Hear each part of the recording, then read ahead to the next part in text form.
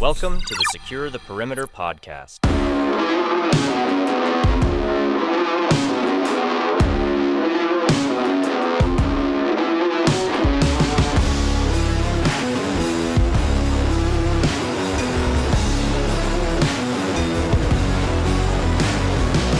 Good morning, everyone. Welcome to the Secure the Perimeter podcast. This morning is November 6th, 2024. And I bet you're thinking that we're going to have a conversation about a certain topic, but I'm here to say we are not. What I will say is, I would like to make a public statement and say that as a combat veteran, it's important to realize that freedom is not to be associated with one party or another. Freedom is too sacred of a thing to be associated with one side or another. And that's what makes freedom so beautiful and wonderful. It's not associated. It's bipartisan to either side. So, with that being said, we're going to get right into it. This morning, we're going to talk about three major things that are important in your life. And that is restoration, reflection, and remediation. And so, what do I mean by restoration? So, you've got a lot of pent-up negative energy, or you're busy, you've been grinding for a long time, and you're not seeing the fruits of your labor, or you lack in confidence. How do you overcome these obstacles? When you have a lack of confidence, it's hard to get up that arduous hill because you're always doubting yourself. You have no self-esteem, or you lack the confidence to become or do or achieve the things in which you've set out to do. I know this because I speak from experience. You know, there are times you're going to doubt yourself. There are times you're going to feel like you don't have the energy to get through. Maybe you've made a commitment to get into shape and you lost the steam. I've been there many times. We're going to talk about that today. And so these three things that I talk about, restoration and remediation and reflection, are quintessential to achieving what it is you set out to achieve. And what I mean by that is, you know, whether you're walking around with a lack of confidence or you've got a lot of pent-up energy, negative energy, you have division with someone, you know, everyone knows about the division in our country up to this point. It's going to continue. My guess is that negative energy, when it's pent up inside of you, only affects one person, and that's you. You really, as a society, we've got to get back to healing. We've got to get back to restoration, and that's what we're here to talk about this morning.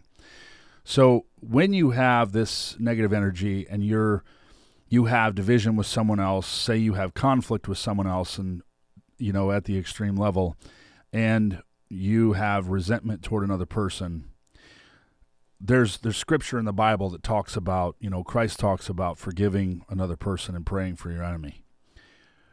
You know, I want to say it's Matthew 5, 44, 45, something like that. You know, Christ says, love your enemies and pray for those who persecute you. There is a reason for that. It's not just a scripture in the Bible. It's literal advice for life. And the reason why Christ talks about this is because it's critical for you to forgive and let go and get back to, you know, your center point of gravity, your center point of balance. Because when you have resentment and division toward another person, it is you who is suffering, not them. Think about that for a minute. When you hate someone else, when you have division with someone else, it's you who carries that debt load, not them. They walk around normally, going through life, most likely without even you on their mind. And so Pastor Miles McPherson gave a sermon several months ago about automatic negative thinking and how people get into that slippery ditch of negative thoughts. And once that thought goes into your brain housing group and processes, it begins to collect and form energy, and that energy becomes negative energy, which becomes toxic, and as an end result, consumes you. So it's too heavy to carry, cut it loose. Let's go back to Matthew 5. When Christ talks about praying for your enemies, this is literal advice, as I said. And the reason why it's literal advice is because when you go so far as to pray for your enemies, to wish them well, it literally plants flowers in your soul. And if you don't believe me, don't take my advice. Try it for yourself. Everyone has some kind of resentment towards someone. Even the Pope probably has resentment toward another person, right? Even Mother Teresa probably had resentment toward other people. When you pray for that person, you liberate yourself. You don't let them off the hook. Praying for someone doesn't let them off the hook from their sin or their wrongdoing toward you. It lets you off the hook. It frees your soul. It's liberating for you. And I think that's that's the message that Christ is trying to convey. You got to cut yourself from the negative energy. You got to cut the boat from the dock and sail out in uncharted waters and get back to good again. You got to get back to blue water. Because right now, with the negative energy that you're harboring, you are the one imprisoned. I am the one imprisoned. And I've had this thought many, many, many times in my life. You know, if you're driven about anything, you're going to have pent-up negative energy towards someone. So it's too heavy of a load for you to carry. You've got to cut it loose. Try this exercise. Go into a dark room somewhere and pray for your enemies. And bless those who persecute you, those people who put you down, insult you, talk about you behind your back, formulate, bad things against you. Pray for them, wish them well, cut it loose. You need to walk free. And so, as I said, it only affects you. This negative energy only affects you. And when you pray for them, you cut it loose. I myself have had someone do something extremely wrong to me many times. And I finally tried the exercise by praying for that person. And ever since that day, I have been liberated and freed from that negative energy that's been pent up. So don't take the bait. It's easy to hate someone. It's so easy to pull a gun on someone, figuratively. Don't take the bait. Don't pull the gun. Put the gun on the table. As I always say, in any kind of point of conflict, put the gun on the table. Walk into the room where you know that it's going to be a heated debate or a heated meeting, and just put the gun on the table and start off with, I want to make sure that I keep a high level of respect for you, right? And that's just an example. But you want to convey a message to the other side that, listen, we have a difference in opinion. We have a difference in feeling. And I know that there is division between you and I, but I want to set the stage to say, first and foremost, I care about you and I want to respect you. When you do that, you literally can watch the color flush from their face. And it's critical that you do this. The next thing you want to do is you want to reflect. You've got to get some reflection. And so to get reflection, you have to take inventory in yourself and be honest with yourself. Too many people try to shade over or masquerade all of the bad things about you or the ways that you're not growing. If you're not growing, you're not progressing. And if you're not progressing, you're not going to get there. So many times in my life, for example, I want to get in good shape, or I let something set me back emotionally and it's just pulling the life out of me and I'm literally running around with an empty tank. So I like to reflect and take inventory of myself and be fully accountable and fully honest with myself, where I lack, where I can make improvement, where I have not been doing so well, whether it's studying the Word of God or the way I treat other people or how I run my business or the relationships that I have. All of these things are vital in life, and all of these things are necessary to grow. And if you're not growing, you're dying. So take inventory of yourself and truly evaluate where you are and be honest. Honesty is key. When you're honest with yourself, you can be honest with other people. If you're not honest with yourself, you can't be honest with other people. And so how do you improve? It's incremental progress. Even if you say, listen, Brent, I want to work out. I want to, I don't like these New Year's resolutions. I want to start right now. I want to work out and I want to get my body into shape. And to be quite honest with myself, that's an area that I can improve upon now because I probably have, a lot of room for growth in that area because I haven't ran 10 miles in a long time. When you make the decision, which as one of our previous podcasts we talk about this, you've got to make the decision. When you make the decision, you hard lock that into your brain housing group. You make it a line in the sand. Make it deliberate, make it intentional, and act upon it. And so just make incremental progress. If you want to work out, set a date. And we'll talk about how do you set, people talk about goals. I think goals is an overinflated word, but we're going to talk about how you can make progress in your life with anything. Listen, it's not a 10-step process. It's one, right? It's just one. But you want to make incremental progress because anytime you make progress, you want to take massive action. And Tony Robbins talks about this in one of his talks he gives. Take massive action. When you decide, draw the line in the sand and move. Act. If you want to work out, go set aside your workout gear. Your sweats, your workout shirt, and your tennis shoes. Once you do that, you draw the line in the sand, you hard lock it into your brain housing group, and you literally make it definitive. Okay? Now, the next thing is obviously taking the massive action, getting up and actually going. But here's what I would recommend. So you don't stall at the start, just do something small. If you want to work out, just do 5 push-ups. Just drop down and do 5 push-ups right now.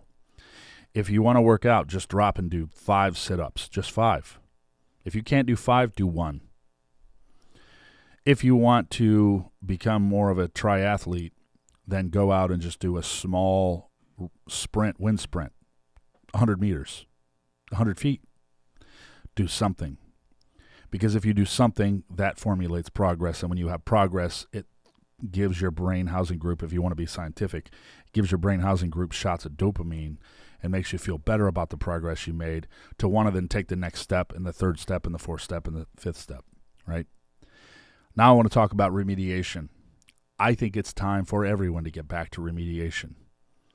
And I don't like to talk about politics. I avoid politics for a lot of obvious reasons.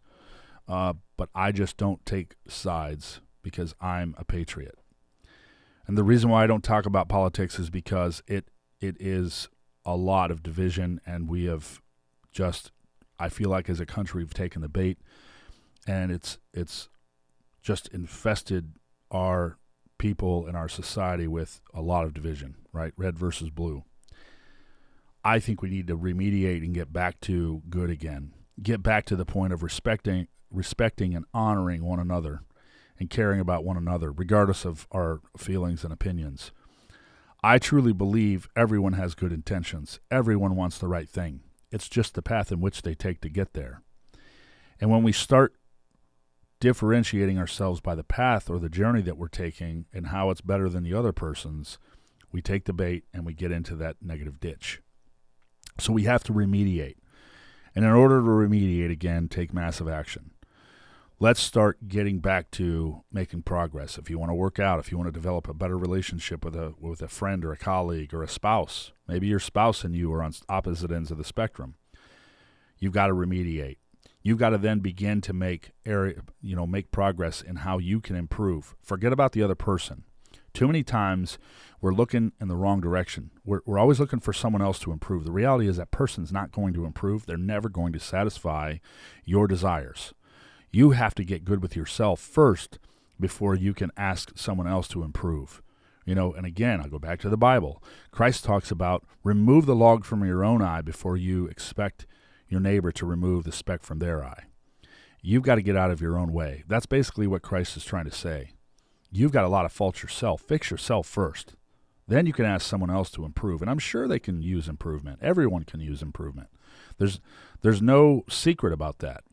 And let's not hide that fact. There's a lot of areas that I can improve in my own business, my relationships, my physical physique, my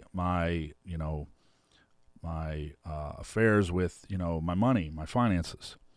So there are a lot of areas where we can all improve. So we've got to remediate, be honest with ourselves, take inventory, and then take massive action. And here's what I like to use. This is a tactic I've used since I learned it in the Marine Corps. I always start with the end result and I work backwards.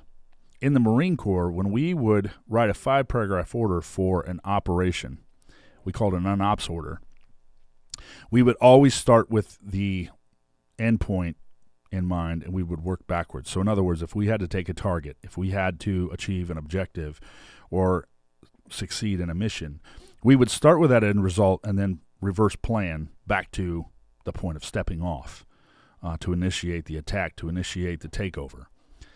So I do that in my own business. I start with the end result and I work my way backwards. And so I reverse plan. Okay, if my objective is to improve my finances, then I start with that end result and I work my way backwards. How can I improve my finances? Well, I can start saving money. I can stop spending money on certain things. And so I put down these bullet points, right?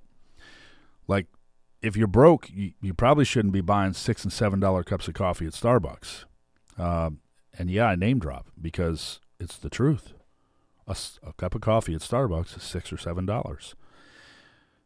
And if you're broke, you shouldn't be spending $6 or $7 on a cup of coffee at Starbucks. Start saving that money because, man, if you drink a cup of coffee a day, you multiply that times 5, 6, 7 days a week, that adds up really fast. Wouldn't you like to put that money back in your pocket? Sure, everyone would. So I want to summarize by saying this. There's 3 main things that we're talking about here. We're talking about restoration, reflection, and remediation. You've got to get back to good. We've got to get back to progressing, improving, and looking out for one another. Because the reality is, I always like to say this, and I use this as a point of reference. Say I have division with someone. Say I have division with a girl. If we're in a foreign national country and we're walking down the street and someone means to do that person harm, I will defend that person with everything I have. I will defend their honor because I care about people. And I've come to realize in my life, I really don't hate anyone. I really don't want division with anyone. I like to resonate with people and solve problems and restore conflict in relationships. So I want to encourage you to, tune in to future episodes of Secure the Perimeter podcast, where we help you secure areas of your life. We help you secure the perimeter of your life by ways of progress and improvement.